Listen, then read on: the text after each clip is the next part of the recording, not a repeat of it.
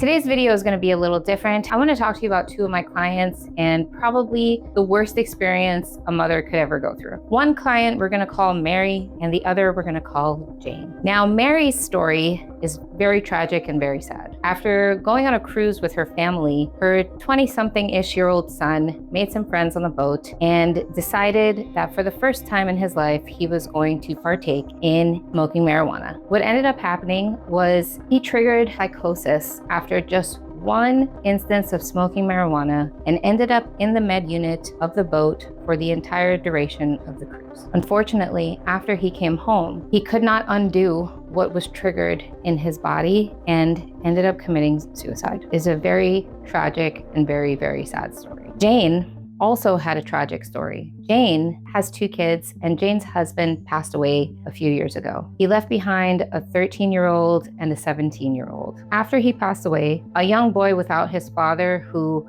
also watched his father go through a really difficult 2-year battle with cancer and then lose it. After he passed, it took about a year for Jane's son to kind of come to terms with the loss and deal with what that meant in his life. But during that year, his appetite became pretty much non-existent. He started having bouts of depression and anxiety, totally natural after losing your father. But here's the crazy part. When he turned 15, he got a THC vape from one of his friends, and he started using it to help with his anxiety and help his appetite. But 6 months later, after starting to use a THC vape, his mood drastically changed. He started becoming more anxious during the day, having bouts of deeper depression to the point where he couldn't leave his room or his bed for hours and days at a time, started becoming very dejected and feeling like his life had no meaning. And all of this started after he started smoking. Here's the thing that we all need to understand. Neither one of these situations happened because of coincidence. It happened because the amount of THC that's in marijuana right now was never, ever meant to enter the human body. Let's talk about it. One of the very cool things about American crime response is that we take a lot of data after we bust somebody. We take a lot of samples after we collect things. So guess what? The US actually has data from samples of marijuana that have been confiscated since the 60s.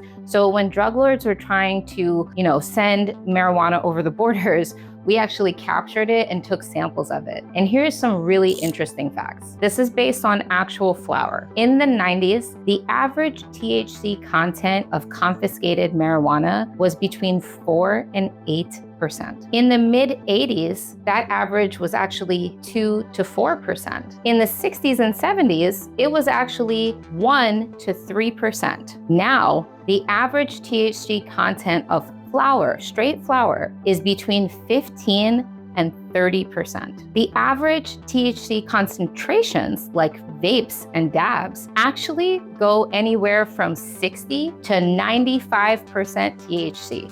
If you read the box of a vape, it usually describes as a hit as like a 1 to 2 second pull on a vape. So one single hit now of a current marijuana vape is the equivalent of sitting through an entire smoking session from this 80s. The human body was not built to take in that amount of THC and convert it and not have it have an effect on our body. And I'm gonna explain why that's true. Your body has an endocannabinoid system. The endocannabinoid system is kind of like a secondary system that kind of surrounds all the rest of the systems, okay?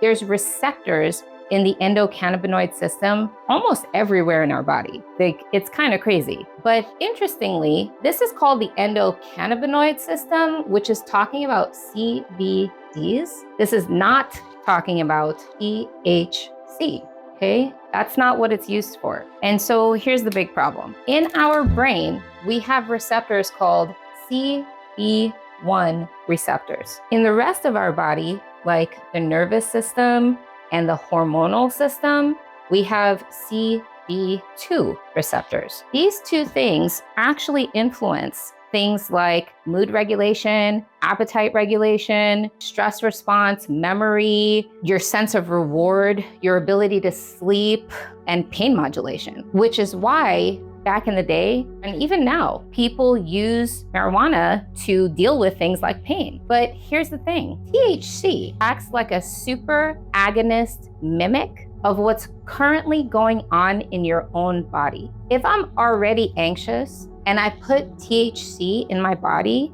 it will actually agonize and mimic the anxiety that I already have. How come people have been using marijuana, for generations to help with anxiety and mood? Well, that's because old school marijuana used to have a ton of CBDs and very low THC. Again, in the 60s and 70s, marijuana THC was 1% to 3%. So we had very high CBDs. Actually, the average goes anywhere from like 6% to like 25%. There's a lot of really high CBD strains of marijuana. This used to be 1% to 3%. So guess what?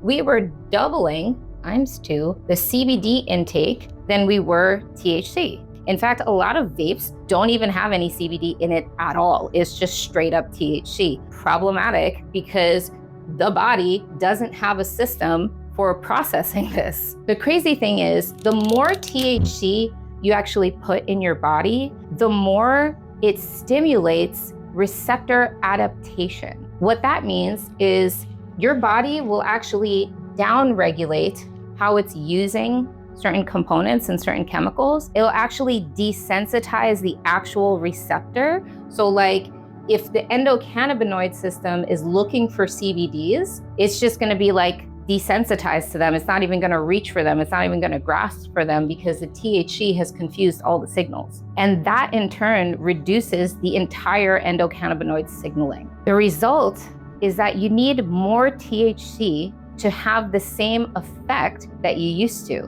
I wonder why all of the marijuana companies have been so obsessed with creating these super strains. Maybe it's because people over time have become more and more desensitized to THC, so they need more and more THC to have the same high that they used to. The other effect, and this is freaking crazy, but the more THC that you put in your body, the less enjoyment you get from normal life, because it messes up the signaling in your CB1 receptors, which affects your brain, and it affects your nervous system. So you enjoy your life less. Your emotions actually become flattened because you have desensitized. Now you actually need it to enjoy your life. And you get super, super irritable when you stop. You know why? Because you're an addict. And just like every other addiction, it sucks when you stop. What do you think happens when you're constantly putting in 30, 40, 50, 60% THC into your brain and your nervous system? Your entire body is going to react. The other thing that this crazy amount of THC does is it actually triggers dopamine in some really interesting ways. Every time you use THC, it creates a dopamine surge, which triggers your reward system, which is a really interesting thing when you're talking about addiction. When your body starts to see something like a reward, it doesn't feel like anything is wrong. The crazy thing that happens as a result of that is your overall reward system starts to get blunted. It stops reacting to normal rewards because it's looking for this particular reward. Your baseline motivation actually drops. So your motivation to do normal things totally drops because it's not rewarding anymore. Normal activities feel less and less stimulating, and that's why a lot of heavy users kind of say things and report feelings like nothing feels exciting unless I'm high. I know a lot of people, they can't do anything without smoking, and this is why. And I think it's really important for us to understand the effects of THC before we partake in it. Look, I'm not saying to you, don't ever smoke weed in your life, although I should say that. I'm not saying that. I think that's unrealistic. However, I will recommend that if you are gonna smoke something, it should probably only be flower and not vapes, because no way, no how, your body cannot process 60, 70, 80% THC. It just doesn't work. You will get super addicted. Here's what we need to understand about that partaking. The reason that I'm recommending flower to you is because there's still CBD in there. CBD buffers the effect of THC. Why? Because we actually have a system that is made to process CBDs. It reduces excessive CB1 signaling, which is triggered by THC. Okay, so it reduces excess signaling. It modulates your serotonin. It reduces paranoia, which is so interesting now because I hear all the time from people that their paranoia is really high after they smoke. But somehow it doesn't click in our minds that if weed is triggering paranoia, why don't I stop smoking? Like if I'm smoking to relieve stress and relieve anxiety, why would I purposely trigger paranoia? And most importantly, CBD reduces the risk of psychosis. Old marijuana had THC and then it had CBD. New marijuana has no CBD and a ton of THC. The endocannabinoid system is fascinating. It actually affects all of your hormones because it surrounds all of the hormone producing glands.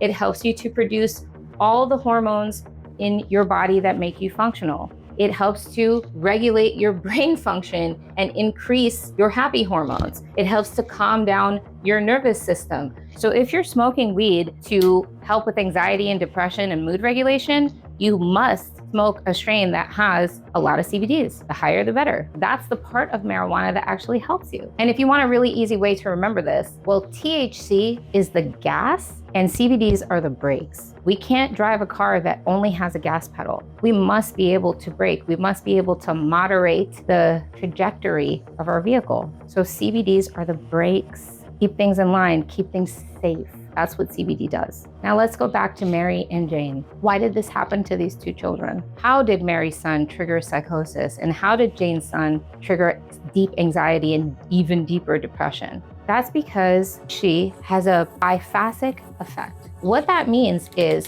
biphasic, right? Two phases. The first phase of THC means in a small amount, in a small manageable amount, it will have good effects, but in high amounts, it will have bad effects. That's true for most things. You have a small amount of alcohol, you have good effects. You get a little buzz, you get a little tipsy, and then you're fine, you enjoy your night. But if you have too much alcohol, well, that leads to poor decisions. Going back to the biphasic effects of THC, a low dose of THC is actually calming. A high dose of THC is actually anxiety producing. Research consistently supports this. Like there have been hundreds of studies on the effect of THC. This is not new information. The really interesting part of THC is that it affects your amygdala, and your amygdala is the part of your brain that actually is involved in threat detection, fear, emotional balance. That actually all comes from your amygdala. Excessive stimulation of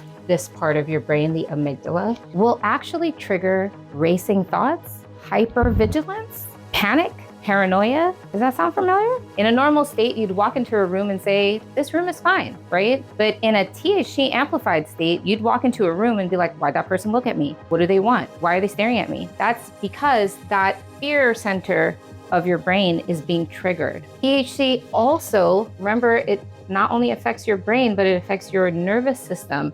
THC also triggers your sympathetic nervous system, which is responsible for fight or flight. Fight or flight feels like increased heart rate, altered blood pressure, sensory amplification, okay? Because your body is detecting threat. All of these things, all of these constant triggers, fight or flight, amygdala, all of it triggers anxiety. So if you're smoking weed to relieve your anxiety, what's happening is two things are occurring at the same time. One, you're gonna trigger that biphasic effect, right? So if your weed is super strong, you're actually triggering the paranoia and the anxiety. And then two, in the addiction part of it, as soon as that THC starts to leave your system and the dopamine starts to drop, your anxiety is gonna be triggered again, okay? So you're literally leaving yourself in a place where you're never not anxious. And it's all coming from smoking these weeds that are way too high in THC. There have been multiple studies about how psychosis is triggered by high amounts of THC, particularly in young men who have genetic predisposition towards psychotic behavior. If schizophrenia runs in your family, if bipolar disorder runs in your family, any kind of psychosis runs in your family, what's been proven in studies is that the earlier you start smoking THC, the more likely you are to trigger a psychotic 8.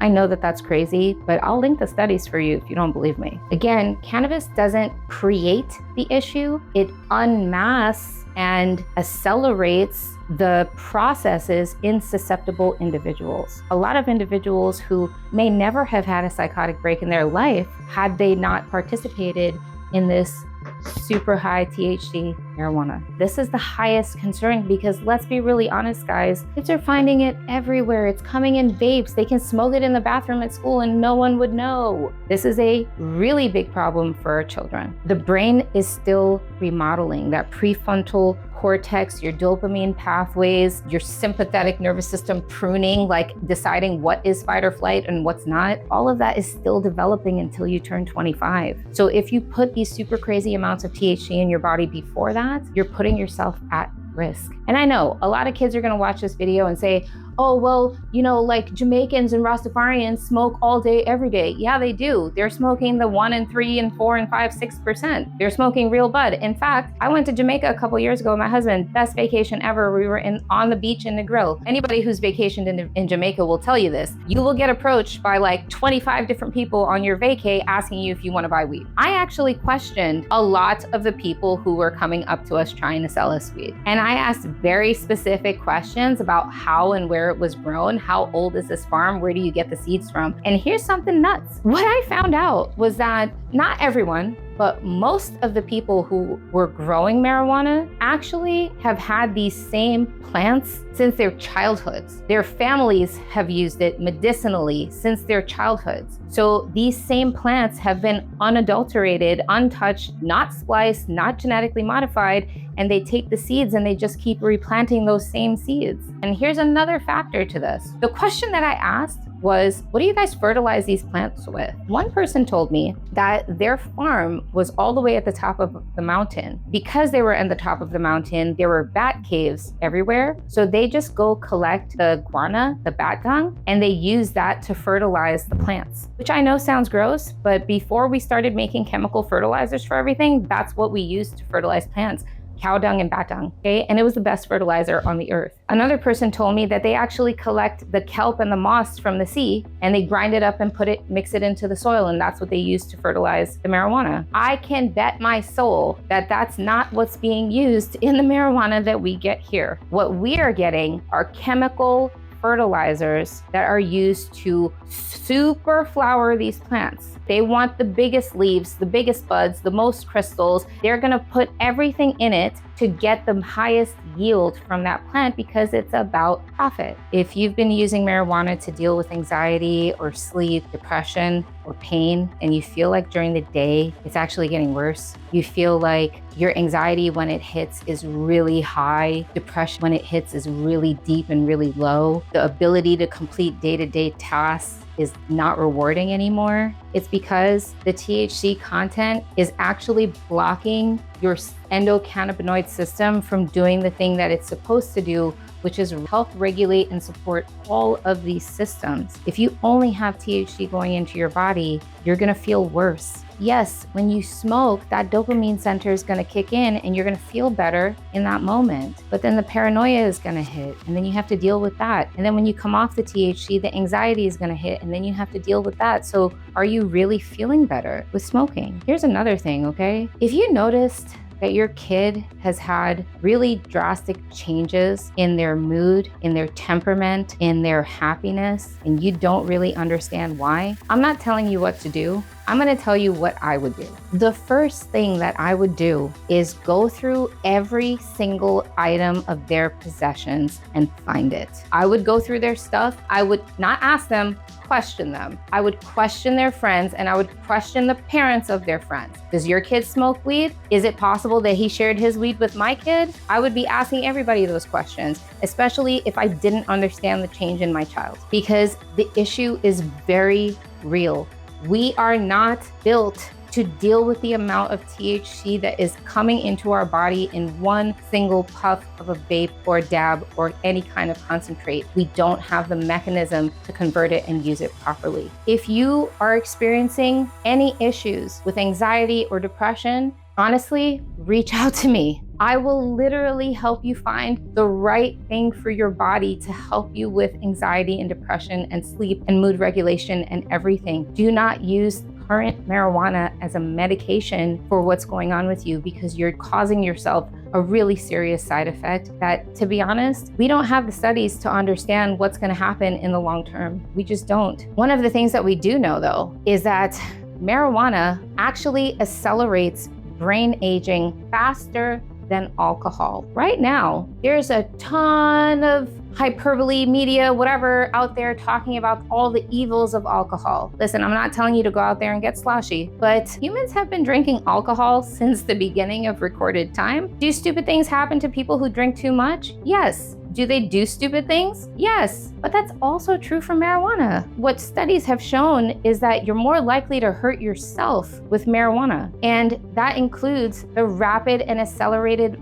aging of your brain. If you're using it as a medication for anxiety and depression, what are you setting yourself up for later? Current studies definitively prove that THC strongly affects your hippocampus. It impairs your short-term memory, it slows your learning, and it creates poor recall. So if you started smoking and you notice that you have to read the same thing 17 times to get it because you can't recall the information, it reduces your attention span, it slows your processing, it actually makes planning abilities very poor, which is interesting. So if planning something is triggering anxiety, that's why. And structurally, imaging has actually shown deterioration in the hippocampus, in the prefrontal cortex, in the connective networks in your brain from smoking this amount of THC or using the amount of THC. And the strongest reported changes in those images came from people who use it daily, people who use it heavily, like throughout the day, and kids, adolescents. Okay, we're stunting their brain development before it even has a chance to complete. That's permanent, long-term damage. If you're struggling with anxiety and depression, please don't turn to this. This is really only useful for people who have tremendous pain. And I know what you're gonna say. I know somebody who